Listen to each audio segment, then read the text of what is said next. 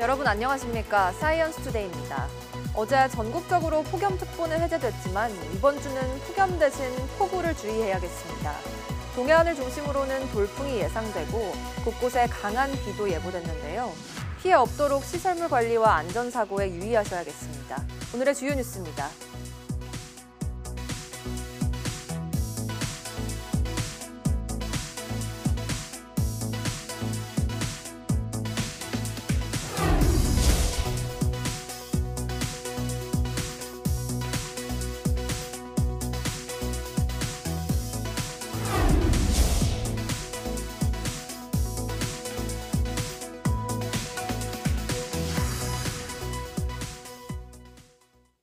길었던 폭염이 잦아들자 이번에는 호우가 비상입니다. 열대저압부가 북상하면서 전국에 비가 내리는 가운데 일부 지역에서는 시간당 50mm 이상의 폭우가 쏟아질 것으로 보여 주의가 필요합니다. 김민경 기자의 보도입니다. 한반도를 뜨겁게 달궜던 폭염의 기세가 드디어 꺾였습니다. 전국의 폭염특보가 모두 해제되고 잠시 숨 돌리는 듯했지만 이번에는 폭우가 비상입니다. 뜨거운 남쪽 해상을 지나며 발달한 열대저압부가 제주 남쪽 해상까지 북상해 다량의 수증기를 끌어올리고 열돔이 사라지면서 북쪽에 찬 공기가 내려와 그동안 우리나라에 쌓인 열기와 충돌하면서 대기 불안정이 심해지기 때문입니다. 강한 비가 쏟아지면서 곳곳에 호우특보가 발효됐고 일부 내륙에는 산사태특보까지 내려졌습니다. 전국적으로 비가 내리는 가운데 남부와 동해안에는 150mm 이상의 많은 비가 내리겠고 일부 지역에는 극한호우가 쏟아질 가능성도 있습니다. 13일 밤부터 14일 오전까지 북쪽의 찬 공기와 열대 수증기가 부딪히는 경상권을 중심으로 시간당 최대 50mm 이상의 매우 강하고 많은 비가 내릴 것으로 예상되오니 비 피해 없도록 대비하시기 바랍니다. 기상청은 열대저압부가 태풍으로 발달할 가능성은 적지만 저기압의 이동 경로와 찬 공기 남하의 변동성이 커 예보된 강수량을 초과할 수도 있다고 내다봤습니다. 열대 저기압들이 이렇게 관여를 하게 되면 수치 모델에서 예측하는 그 경향들이 일치성이라고 하는 이제 컨센서스가 이루어지지 않고요. 특히나 북쪽에서 내려온 찬 공기는 또는 이 기압골에 동반된 찬 공기는 얼마나 남쪽으로 내려오냐에 따라서 그 변동성 그리고 날씨가 굉장히 크게 변하게 됩니다. 이와 함께 주 중반에는 또다시 북쪽에서 비구름이 내려오면서 중부지방을 중심으로 강한 비가 쏟아질 가능성도 있습니다. 한동안 비가 오지 않다가 이번 주는 단시간에 많은 비가 쏟아질 걸로 보여 침수와 하천 범람, 산사태 등 호우 피해에 철저한 대비가 요구됩니다. YTN 김민경입니다. 밤사이 많은 비가 내린 부산 지역에서 공사장과 도로 침수 등 피해가 속출했습니다. 오늘 새벽 1시 10분쯤 부산 괴법동 부산도시철도 사상 하단선 공사장에서 빗물이 지하로 쏟아져 공사장 일부가 물에 잠기는 사고가 났습니다. 앞서 새벽 0시 반쯤에는 망미동 근린공원 담장 일부가 무너졌습니다. 부산 소방재난본부는 배수 지원과 안전조치로 모두 89건 출동했고 침수나 붕괴 위험이 있는 주택에서 38세대 주민 60명이 대피했다고 설명했습니다. 어제 저녁 6시 내려진 호우특보가 오늘 새벽 4시 해제된 부산 지역에서는 사상구가 192.5mm 강우량을 기록했고 금정구는 자정 무렵 시간당 56mm 폭우가 관측됐습니다. 최근 100명이 넘는 사망자를 낸 미국 텍사스 홍수와 폭염 등 지구촌 곳곳이 기상이변에 시달리고 있습니다. 사상 최고치에 이른 이산화탄소 농도 등으로 지구온난화와 기상이변이 더욱 극심해질 것으로 우려됩니다. 한상욱 기자가 보도합니다. 1880년부터 2023년까지 전 지구 표면 온도 변화를 보여주는 색상 지도입니다. 정상 온도는 흰색으로, 정상보다 높으면 빨간색, 낮으면 파란색으로 표시됩니다. 지구가 얼마나 더워지고 있는지 생생히 볼 수 있습니다. We've warmed the planet by about 1.5 degrees Celsius since the 19th century, and that is halfway to the Pliocene. And the Pliocene was the period 3 million years ago that was the last time that it was actually quite warm, and that was only 3 degrees Celsius warmer than the pre-industrial. So we're halfway there, but not in millions of years, in 150 years. 지구 온난화와 그 영향이 예상보다 빠르게 전개되고 있습니다. 유럽연합 코페르니쿠스 기후변화 서비스는 주요 온실가스인 대기 중 이산화탄소 농도가 지난해 422ppm으로 최고치를 기록했다고 밝혔습니다. 현재 전 세계는 산업화 이전 시대 이후 약 섭씨 1.24도의 장기적인 온난화 상태인데 지난해에는 일시적으로 1.5도를 넘었습니다. 지구는 계속해서 방출하는 양보다 더 많은 열을 흡수하고 있는데 이런 에너지 불균형이 10년 전보다 25% 더 높습니다. It is now no longer possible to just say, oh, this is just something that the scientists worry about. It doesn't affect normal people. It's affecting normal people and it's affecting them all over the world. 지구 온난화의 속도를 늦추지 못하면 지금 일어나는 폭염과 가뭄, 홍수, 산불 등 극한 기후 현상이 더 심해질 거라고 전문가들은 경고하고 있습니다. YTN 한상욱입니다. 연일 기록적인 폭염이 이어지면서 여름철 유통상품에도 영향을 주고 있습니다. 편의점에선 쿨링 패치와 자외선 차단용품이 불티나게 팔리고 가전 매장에선 실외기 없는 이동식 에어컨이 인기입니다. 오동건 기자가 취재했습니다. 편의점에 자리 잡은 여름 특화 상품. 차가운 소재의 의류부터 자외선을 차단하는 토시 등 다양한 제품이 진열되어 있습니다. 저는 좀 외근이 조금 잦긴 해서 외근할 때 조금 쿨토시가 있으면 아무래도 타지도 않고 조금 이게 또 그리고 시원하다 보니까 피부에 붙이면 패치에 함유된 수분이 증발하면서 열을 흡수해 시원해지는 이른바 쿨링 패치에 대한 관심도 높아지고 있습니다. 폭염이 강타한 7월 첫째 주, 더웠던 지난해와 비교해봐도 쿨링 의류는 최대 88%, 패치는 2000%가 넘게 더 팔렸습니다. 오늘도 이 바깥 온도는 34도를 넘어서고 햇볕도 강한 날입니다. 이렇게 마스크도 쓰고 쿨링 패치를 착용해 봤는데요. 마스크를 통해서 자외선도 차단이 되고 쿨링 패치에서 차가운 기운이 계속 느껴지고 있습니다.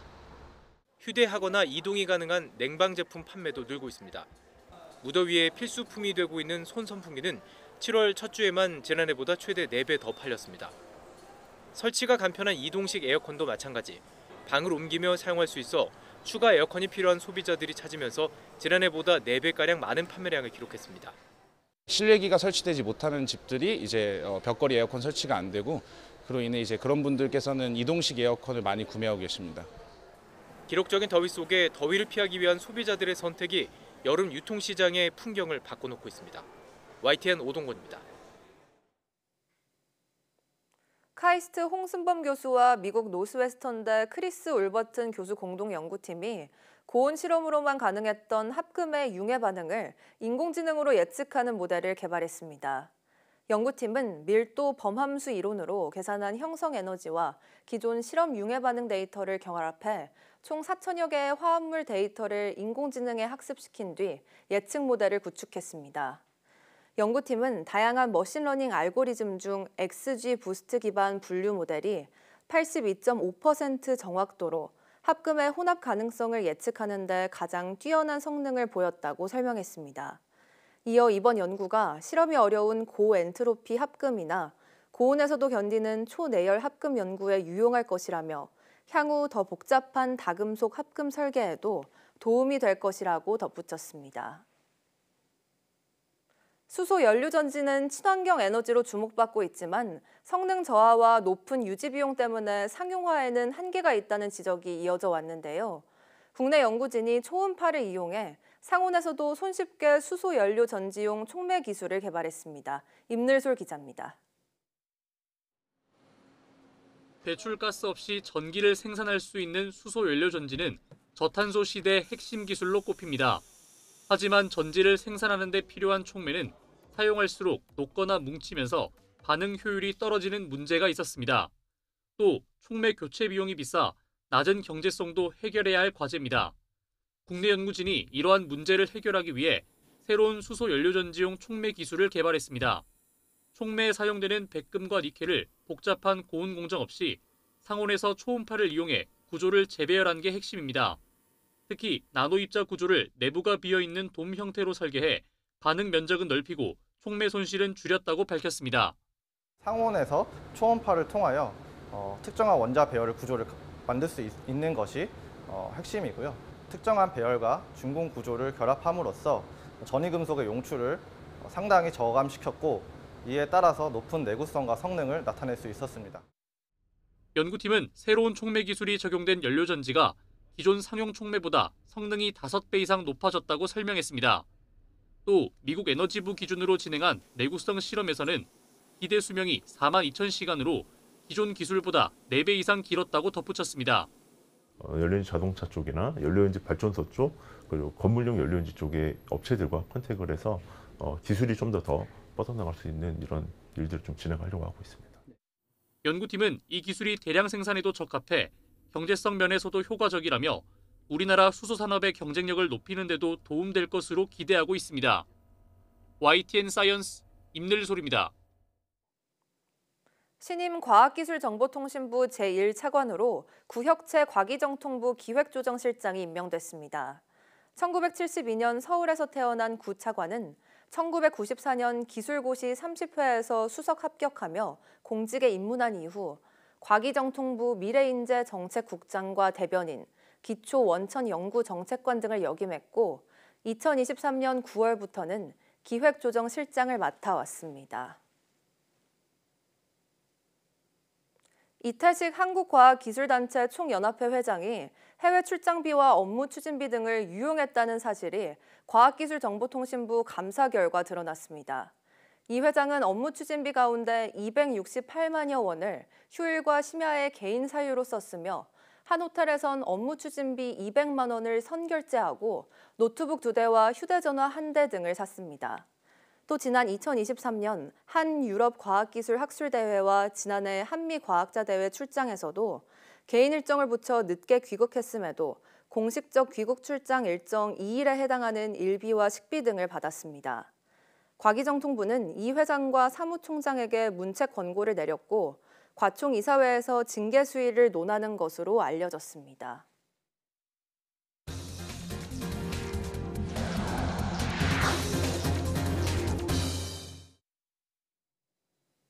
SK텔레콤 해킹 사고로 시행된 위약금 면제 조치가 오늘 종료되는 가운데 이동통신 3사의 고객 유치 경쟁이 뜨거워지고 있습니다. 앞으로 신형 스마트폰 출시와 단말기 유통법 폐지 등이 맞물리며 뺏고 뺏기는 이 통사의 점유율 싸움은 더욱 치열해질 전망입니다. 김태민 기자입니다. 서울 시내의 이동통신사 공식 대리점입니다. SK텔레콤의 해지 위약금 면제를 내세워 공격적인 고객 끌어모으기가 한창입니다. 제 주변에 SKT 사용하던 친한 사람들이 많은데 오히려 이번에 사태 이후로 거의 옮겨서 발표 이후로 이제 급하게 좀 정리를 해서 옮기는 경우를 많이 봤습니다. 실제로 지난 4월 해킹 사태 이후 통신사를 옮긴 SK텔레콤 가입자 수는 80만 명에 육박합니다. 새로 유치한 고객을 포함해도 순감 규모는 57만 6천여 명에 달합니다. 시장 점유율 40%가 깨질 위기에 놓인 SK텔레콤은 대대적인 할인 행사를 통해 고객 지키기에 안간힘을 쓰고 있습니다. 기존 고객은 물론 신규 고객에게도 요금 할인과 무상 데이터를 제공하고 제휴업체 할인도 확대할 계획입니다.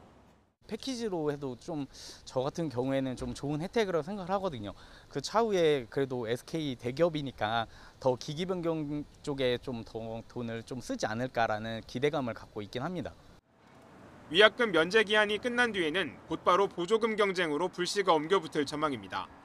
오는 22일 단말기 유통법이 폐지되면서 곧 출시되는 삼성전자의 신형 스마트폰에 상한선 없이 보조금을 지급할 수 있기 때문입니다.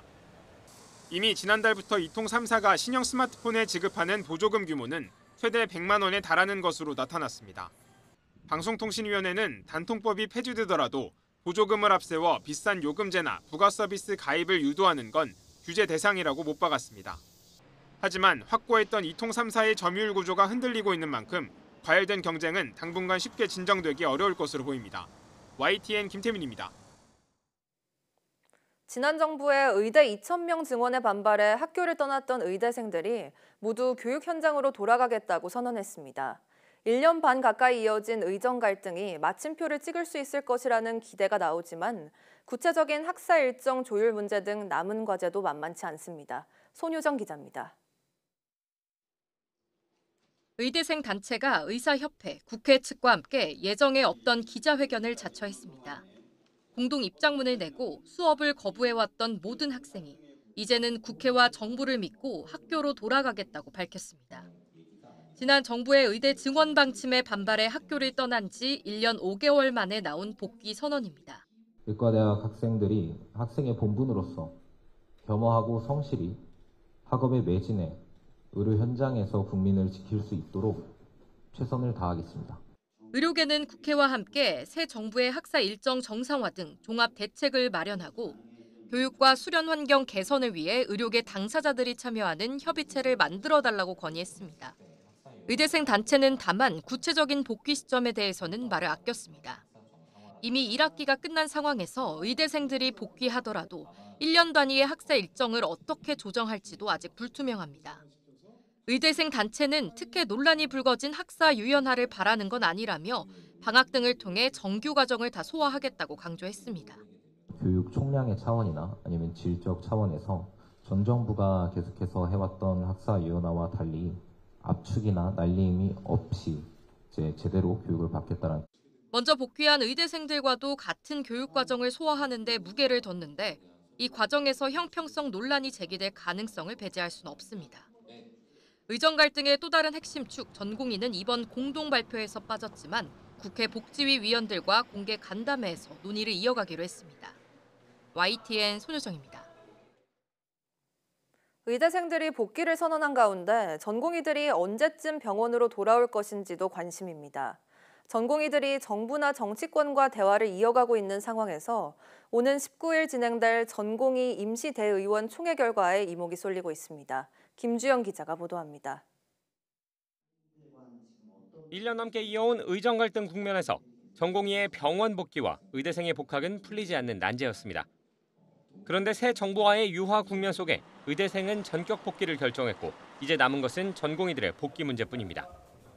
정부나 정치권과의 물밑 대화는 계속되고 있습니다.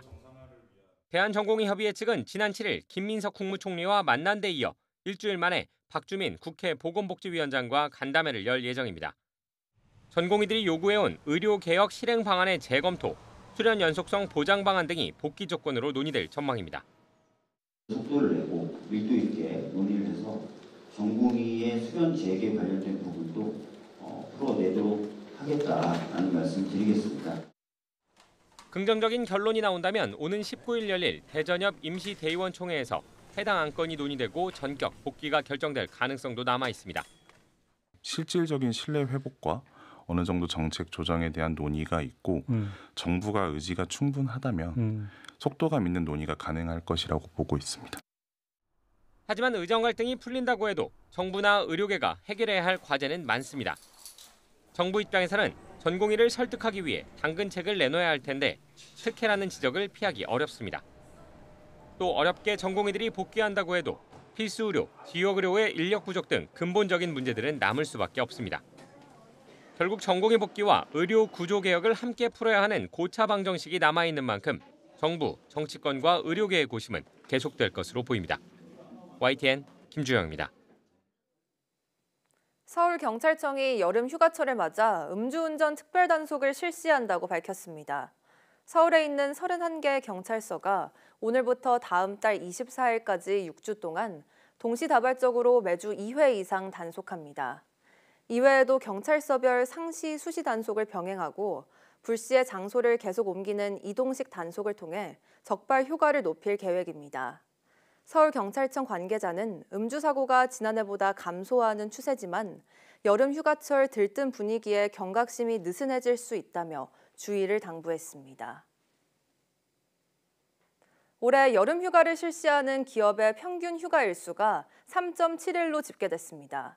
한국경영자총협회가 전국 5인 이상 528개 기업을 대상으로 조사한 결과 하계휴가 실시 기업의 42.5%가 올해 여름휴가 일수는 3일이라고 답했습니다. 5일 이상인 기업은 32.6%였고 2일 이하인 기업도 12.8%나 됐습니다. 기업 규모별로는 300인 이상 기업인 경우 5일 이상이 64.7%로 가장 많았고 4일이 19.6%, 3일이 15.7%로 뒤를 이었습니다.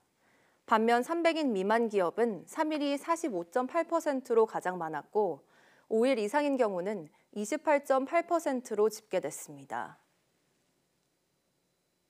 올해 상반기 국내 저비용 항공사의 국제선 탑승객 수가 국내 대형 항공사와 외국 항공사를 모두 추월한 것으로 나타났습니다. 국토교통부 항공통계를 보면 올해 1월부터 6월까지 국내 공항의 국제선 여객 수는 모두 4,582만여 명으로 집계됐고 이 가운데 국내 저비용 항공사 8곳의 이용객은 34.4%인 1,578만 명에 달했습니다. 이는 대형 항공사인 대한항공과 아시아나항공의 탑승객 수보다 12만여 명 많고 외항상 탑승객 수를 140만 명 웃도는 수준입니다. 상반기 기준 저비용 항공사 국제선 이용객 수는 지난 2023년 처음 대형 항공사를 추월한 이후 3년 연속 우위를 보였습니다.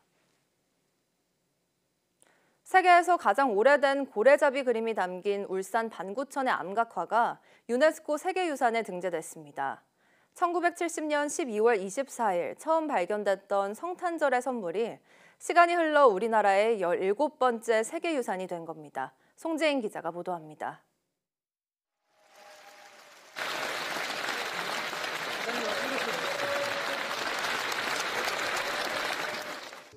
제47차 유네스코 세계유산위원회에서 우리 국보 반구천의 암각화가 세계유산에 올랐습니다. 1970년과 71년 성탄절 무렵 울주 일대에서 잇따라 발견된 암각화가 50여 년 만에 세계유산 등재의 결실을 맺은 겁니다. 신석기 시대부터 신라 시대까지 6,000년에 걸친 한반도인의 삶이 고스란히 기록된 암각화에 대해 세계유산위원회는 암각화의 전통을 증명하는 독보적 증거이고 문화 발전을 집약적으로 보여준다고 평가했습니다. 특히 세계에서 가장 오래된 고래잡이 바위 그림은 선사인들의 창의성이 담긴 걸작이라고 표현했습니다. 이로써 우리 정부는 17번째 세계유산을 품에 안았지만 풀어야 할 과제도 있습니다.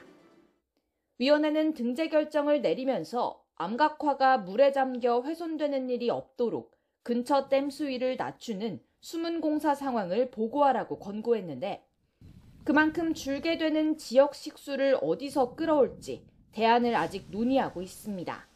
국가유산청은 반구천의 암각화를 인류 공동의 유산으로서 가치를 지키고 잘 보존 활용할 수 있도록 최선을 다하겠습니다.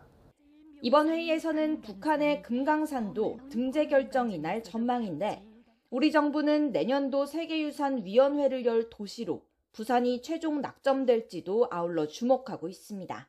YTN 송재인입니다. 북한의 금강산이 유네스코 세계유산에 올랐습니다. 유네스코 세계유산위원회는 현지 시각 13일 프랑스 파리에서 열린 제47차 회의에서 북한 측이 신청한 금강산을 세계유산으로 확정했습니다. 위원회는 평가 결과를 토대로 금강산이 독특한 지형과 경관, 불교의 역사와 전통, 순례 등이 얽혀있는 문화적 경관으로서 가치가 크다고 판단했습니다. 이로써 북한은 고구려 고분군과 개성 역사 유적지구에 이어 모두 3건의 세계유산을 보유하게 됐습니다. 일론 머스크의 인공지능 AI 기업 xAI가 최근 AI 챗봇 그록이 유대인을 비난하며 히틀러를 사실상 옹호하는 취지의 글을 잇따라 올려 물의를 빚은 데 대해 사과했습니다. xAI는 많은 분이 경험한 끔찍한 행동에 대해 진심으로 사과드린다며 추가적인 악용을 막기 위해 시스템을 수정했다고 밝혔습니다. 그러면서 그록이 어떻게 작동하고 응답해야 하는지를 규정한 핵심 규칙과 명령어 모음인 지침 세트를 복원하는 코드를 업데이트한 뒤 문제가 발생했다고 설명했습니다.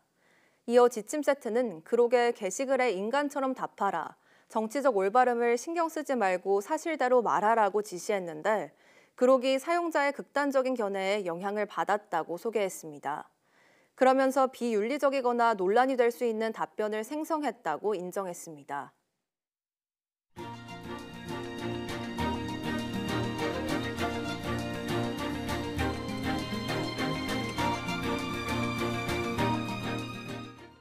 (7월 14일) 오전 사이언스 투데이 마칩니다. 오후 뉴스도 많은 시청 바랍니다.